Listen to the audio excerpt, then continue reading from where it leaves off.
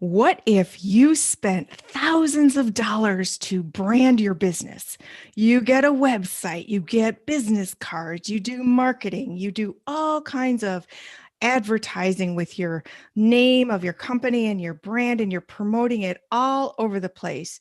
And suddenly you get a letter saying, you must cease and desist because you are violating someone's trademark. That could happen. And the woman who's here tonight is going to teach us how to avoid that terrible problem.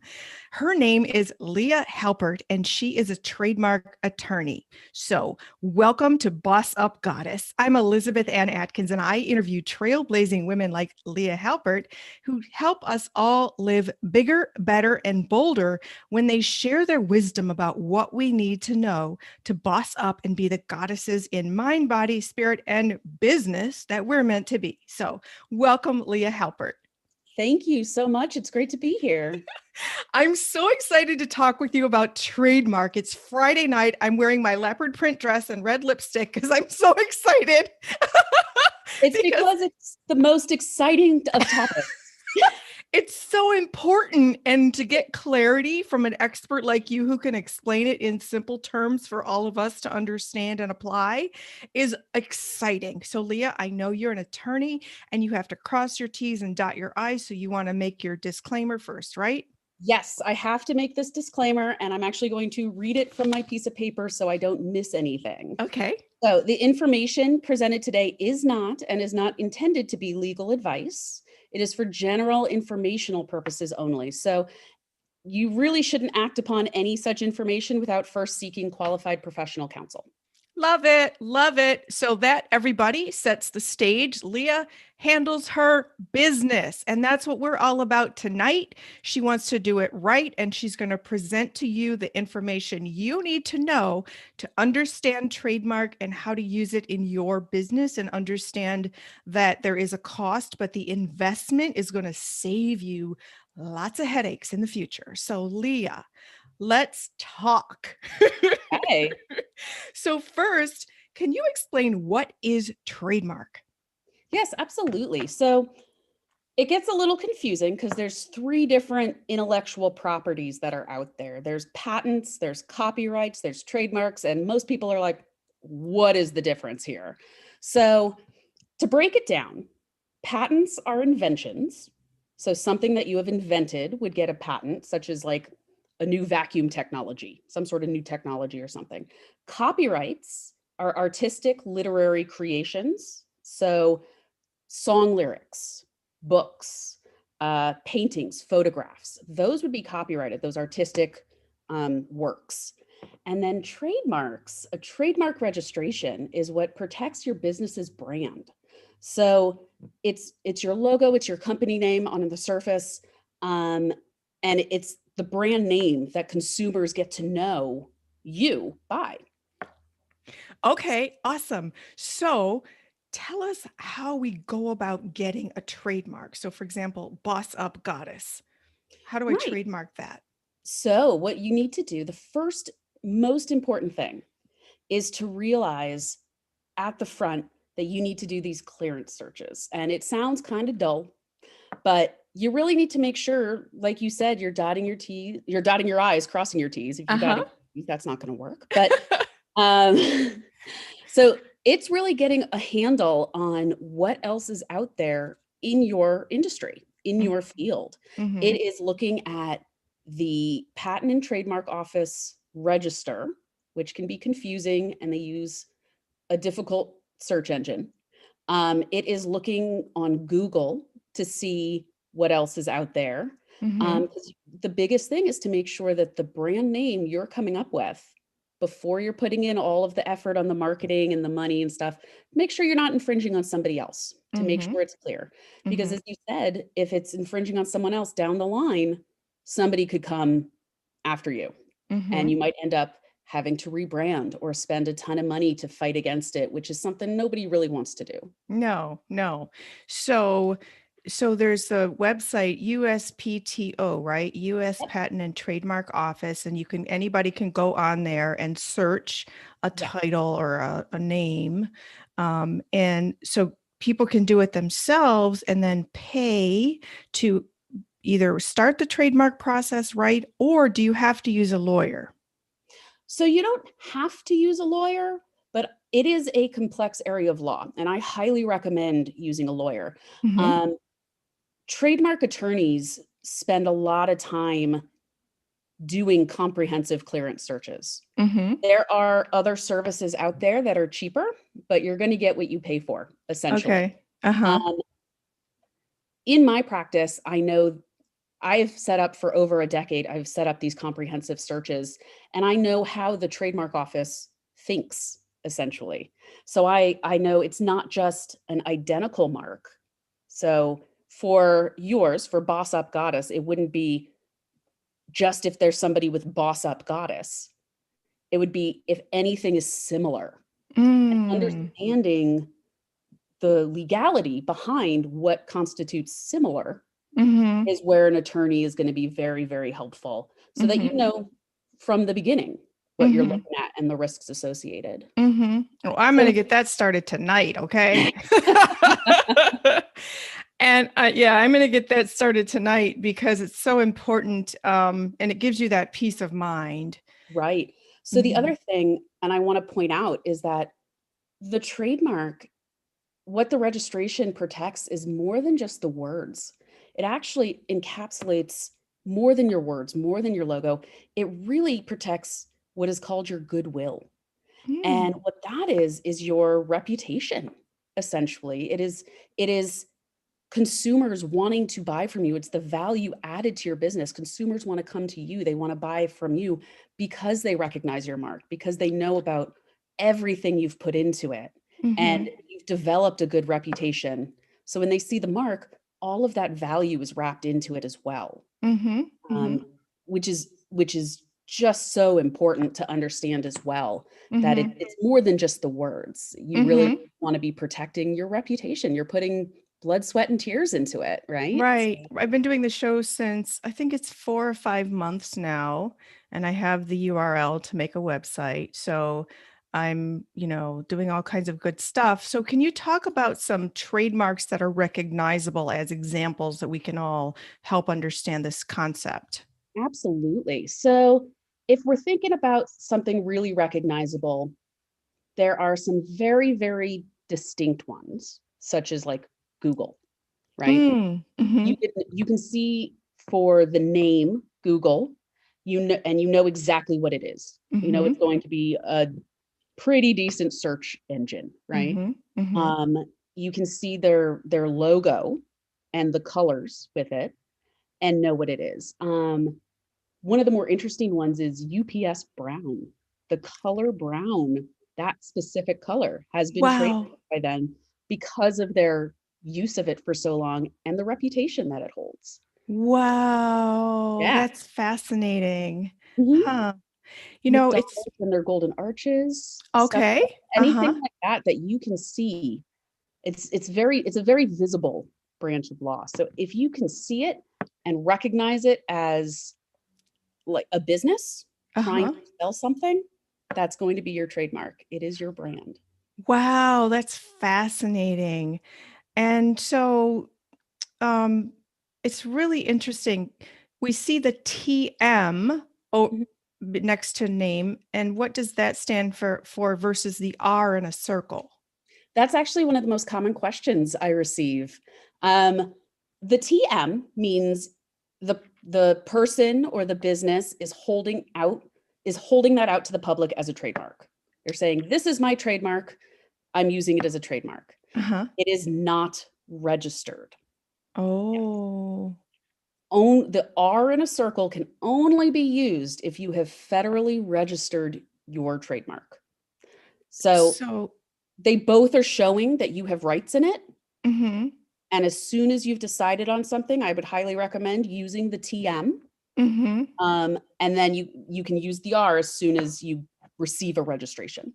So you can use the TM while you're going through the process of obtaining the trademark. Absolutely. Okay, okay, excellent. So let's talk the nuts and bolts. What does that process look like? How much does it cost? How long does it take? Ooh. So the process And I actually have a very good infographic that I can send out or is on my website, that can be accessed afterwards. Okay, what's your website? My website is www.halpert, HALPERT, TM for trademark, law.com. Great. I'll put it in the description box. Thank you. Wonderful. Mhm. So the process starts before the application, and you've done this clearance search and you've assessed your risks. You know that, okay, everything looks good, or there's something that's potentially there, but we don't think it's going to be a big hurdle to overcome. You file an application. The way you file an application on the website is you file specifically for what you're using your trademark with. For example, so you can't claim Boss Up Goddess for like candy bars. You're Oh, not using it with that. uh-huh. So you would specifically say for what you're doing it with. Mhm. If you have multiple books, I know you have a book coming out. So if you end up with multiple books under Yes, the title and series. the Uh-huh. series of it, it Mhm. can be for literature, for the books, and it can Mhm. also be for the show, Mhm. but you have to limit it to that. So a good example of this is Dove for chocolate and Dove for soap. Oh, wow. They can coexist because they're for completely different things. Wow, I never thought of it like that. Okay. So you're filing your application for what you're using it on Mhm. or what you intend to use it on in the near future. Mhm. And then after about 3 or 4 months, because it takes a little while, um, 3 or 4 months. 3 or 4 months, the trademark office will get back to you. They assign it to an examiner who looks at it to see if it satisfies all the legal requirements. And there's a whole list of legal requirements. If it does, it gets approved and moves to publication. If it doesn't, you'll receive an office action. Gives you 6 months to respond to just make everything work and fit in legally. Okay. Yeah, it's a confusing, long process. So It can take personally, I'd rather spend the money and have an attorney do it for me than try to wrap my mind around all that. And yeah, we've trademarked our company name, Two Sisters Writing and Publishing, and we trademarked something else and ourselves, and we went through the process and we did it wrong. And it was at least 350. It might have been double that they told us you did it wrong and you don't get your money back. right. The The trademark filing office fee. told us that. I was so Mhm. mad. It's like, what? Why can't you just like shift the money over to the right thing that we need? They're like, no. Sadly, they don't work that way. This is why it's good you hire somebody with the experience, um, Hmm. because they can do it right the first time. Yes, Um, yes. Hmm. yeah, And I'm sorry you had to go through that. oh, It's it was a great frustrating. lesson. That's why I'm so excited to talk with you so you can share your wisdom to help other entrepreneurs do it right. So, Leah, Mhm. how much does it typically cost to to trademark? You know, if somebody has their company name, or maybe they're opening a bakery and they're calling it Good Morning Muffins or something. Like, how much does it cost to trademark their Sounds really brand? good. I want a good morning muffin now. This doesn't pan out, we're opening a bakery. Um, Okay. so the costs are gonna depend. It depends on how many different types of goods, types of products you're selling, or types of services. Everything is Oh. broken up into 45 classes, is what they call it. Oh. Um, Oh. and you pay the filing fees like you did per class. So if you're in a whole bunch of classes, it can cost a lot for that initial application. Um, yeah. And then attorney fees if you have an attorney. A lot of attorneys these days are doing what I do, which is flat fee pricing. So Mhm. you know upfront what it's going to cost for the whole process. Um, and it is a cost, but it, as you said, it can save you a lot down the line Uh-huh. without Is having cease and desist come in and you know lawsuits and having to rebrand, which is the worst. Mhm. Yeah. Yeah. So do you typically do like a consultation with a new customer or client to determine how many classes their trademark application is going to need? I do a consultation to get an idea of what it's going to be. Mhm. And then I lay out what my prices are, and if they're interested, we move forward from there. So Mhm. on my website, I'm open. My prices are 1,500 for the entire trademark process, which can, as you would ask before, how long it is. Um, it can take over a year, and it depends on whether or not you're using your mark already Uh-huh. or not, and what the backlog is at the trademark office. If other things come up, like I've had trademarks that took 6, 7 years to get What? through, like, but the good news is I know, they can take forever to get to registration, but the good news is you have the key is priority. If you get your application in before everybody else, as long as the application is in, you can stop everybody after you. So even Oh. without the registration certificate yet, if you were Uh-huh. somewhere in the pipeline, you Uh-huh. still have that good coverage. So anybody who would file after you would be barred from getting a Mhm. registration. Mhm. Isn't there something about commercial use that also gives you priority? Yes, yes. If you have been using your mark, um, it the United States is a first to use system. So Mhm. whoever's using the mark first um, has priority, gets to be the Mhm. one to use it, right? Mhm. Mhm. Um, you still want to make sure you get your registration though and file an application for registration, because if you're using it first, but only in a limited area, somebody else comes in and files, they can still block you because you don't have federal protection. The registration is going to give you nationwide protection, and you'll have like that certificate eventually that will be like, back off. Look Uh-huh. at this. So Okay. it, And it's then it's a bit more of a struggle to prove it, and it can be more costly than mhm. developing your trademark and immediately going to get a registration. Okay, okay. And then once you get your trademark, and how long does it last? Is it forever or does it expire? It can be forever as Oh. long as you're using it. So there's a couple of maintenance deadlines, and you have to renew the trademark every 10 years, trademark Mhm. registration. Mhm. You renew it every 10 years, but as long as you're still using it for what you said you were using it on, it can Mhm. last indefinitely. It can just keep going forever and ever and ever.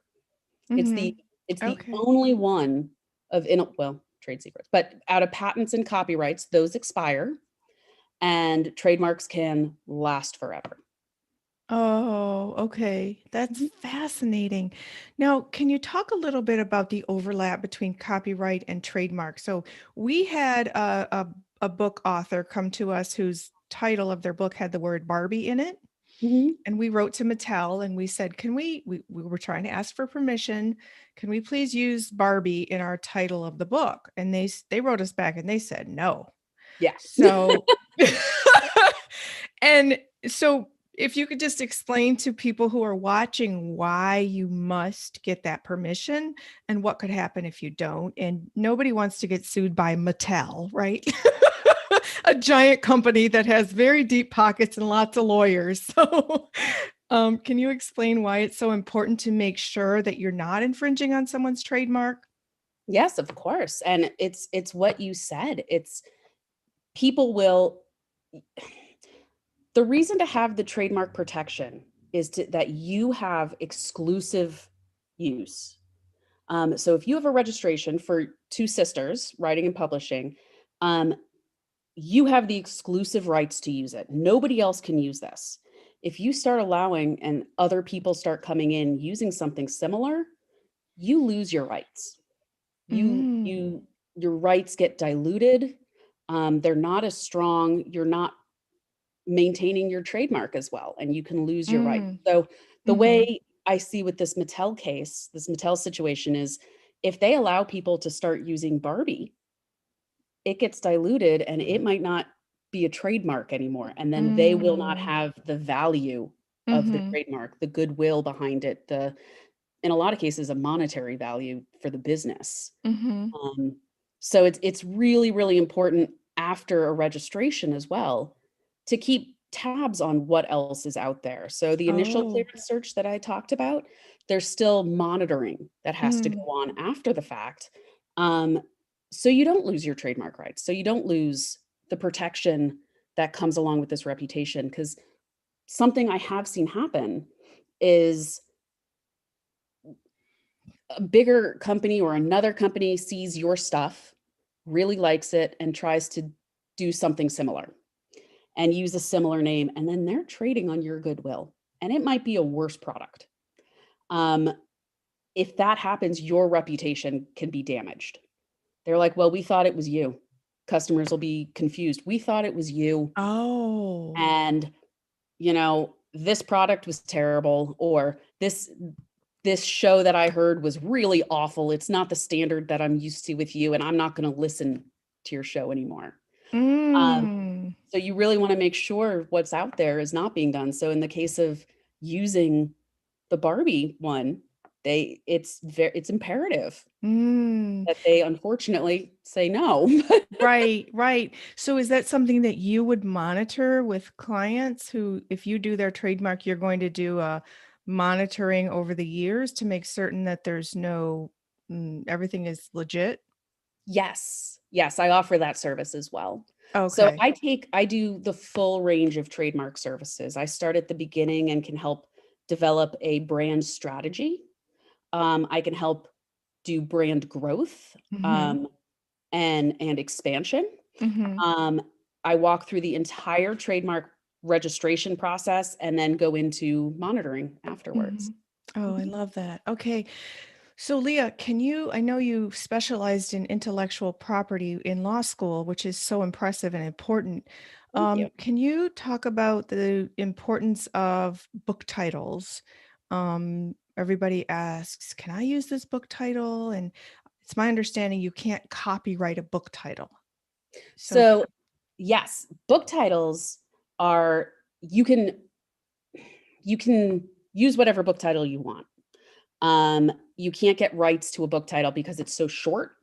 You can't take away the ability for other people to use those words for their book titles. mm-hmm, Um, and that would be the copyright side of things. mm-hmm, The book itself would be copyrighted because it's long enough, it's written down, all of that, and it's your own thoughts, it's your own creation, your own artistic work.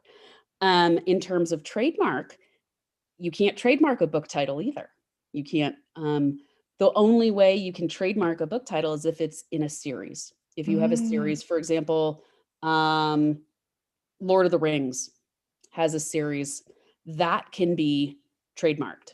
That can mm, because it is a whole brand around this series, right? mm-hmm. So that can be trademarked for the books. Um, Oh, as long as you have a interesting. series where it's I'm reading honestly, the only series I can think of right now is the ones I'm reading to my daughter called Warriors about cat warriors, but, Oh. um, because there's so many of them and each book has like a subtitle, warriors for each of them can be trademarked because it's an entire series, it's a whole brand of books. Uh-huh. So, essentially, you can get a trademark when it reaches a point that it's something that customers can use to identify you as apart from competitors. With book Oh. titles, that happens once you start having a series of books. You Oh, can okay. Wow, excellent, excellent. So, what are some of the biggest mistakes you see people making with trademark? some of the biggest mistakes are um, incomplete clearance searches, like we talked about. People using and trying to do just looking for the identical mark, which is incomplete. So you're going to end up with a lot of surprises.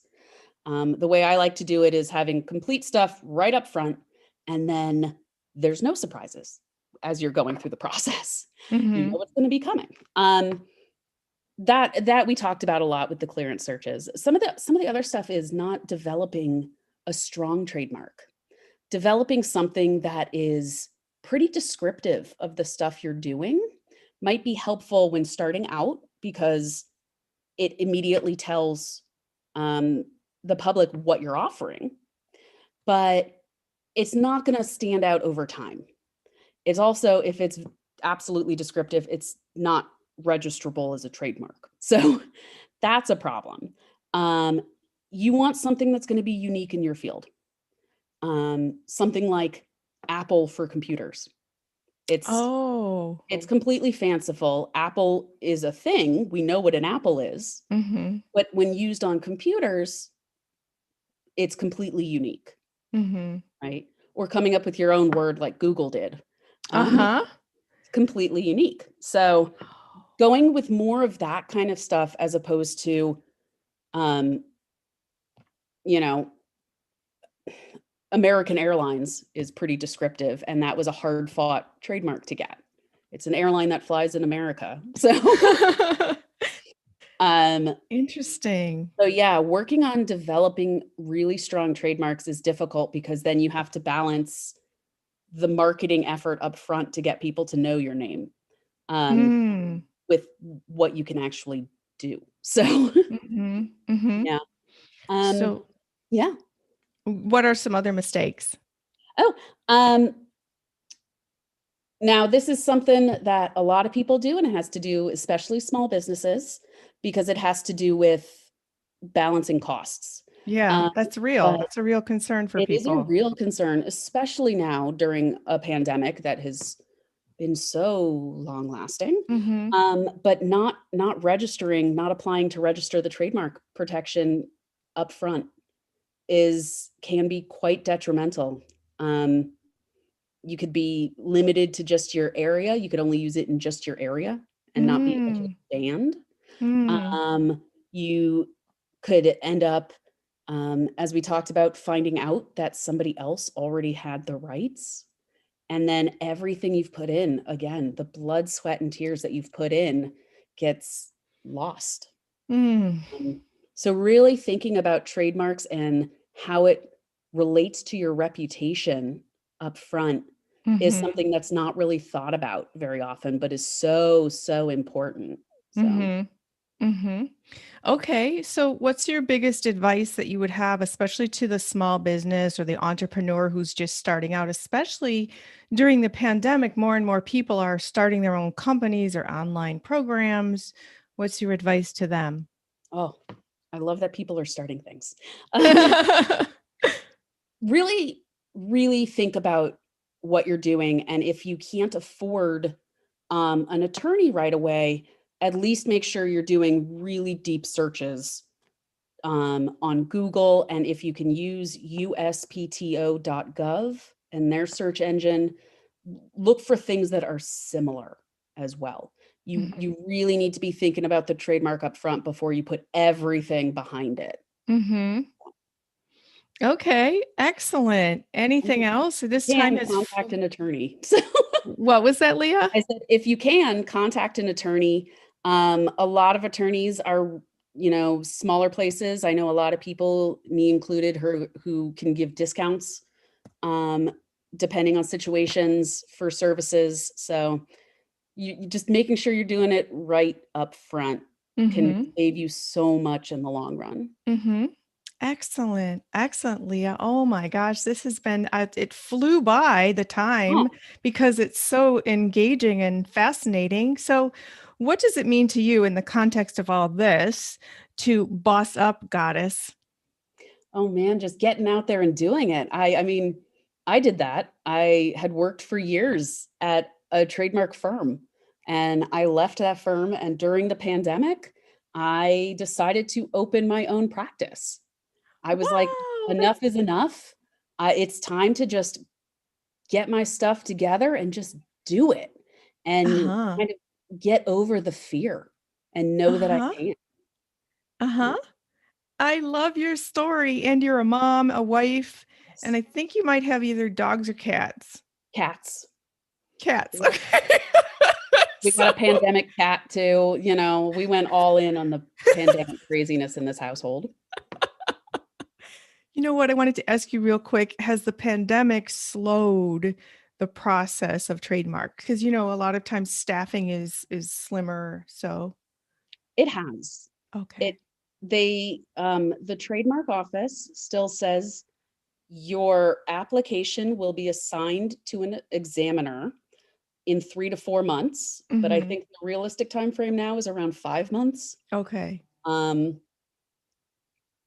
yeah, Okay. everything's slowed down, so each step of the process, is taking weeks or a couple months longer. But Hmm. again, once you get the application in, you've kind of locked in your spot for your priority.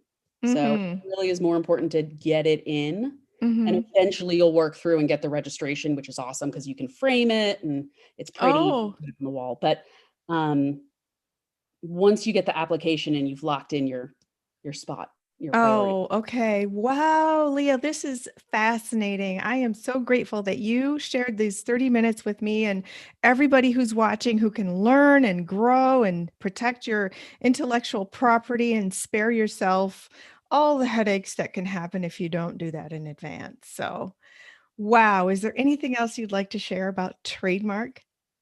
We covered everything. Just make sure you're looking out for them, and now you're gonna start seeing them everywhere. Oh, really? You mean Mhm, like the once little you know TM and the R? you'll see the TM, you'll see the R, everything you see, all the names of things, you'll be like, "That's a trademark. That's a trademark. That's a trademark." Everywhere. It's one of the most visible parts of your company. Oh, that's so fun. I love it. I love it. You've opened my mind and my eyes so much, Leah. Thank you for your extremely informative interview and sharing your expertise. Everybody, it's halperttmlaw.com. It's going to be in the description box. And she's also going to, and she has a graphic on her website that can guide you through understanding this further. And of Yeah, course, you it's can complex. contact Leah Halpert if you want to trademark your brand, right? Yes, if you wanna Okay. do that, I'm And set available. up a consultation to ask questions about how you can, tailor your services to each person's individual needs. Excellent. All right, Leah, thank you very much for joining me tonight on Boss Up Goddess. Thank you so much for having me. This was a lot of fun. You're welcome. You're welcome. And thank you, all of you, for joining me and Leah Halpert, an attorney who specializes in trademark law, who's helping us all boss up, goddess, and learn what we need to do to live bigger, better, and bolder, especially if we have a brand that we're building out here in the world to do good things, positive, powerful things that help others. So, please follow me on Twitter at Elizabeth Atkins and please like, share, subscribe to the channel. Comment if you have any questions. I'd love to hear them or comments about this interview today and how much you learned because I'm so excited to learn all this. And also remember, boss up, goddess. You have the power. I'll see you next time.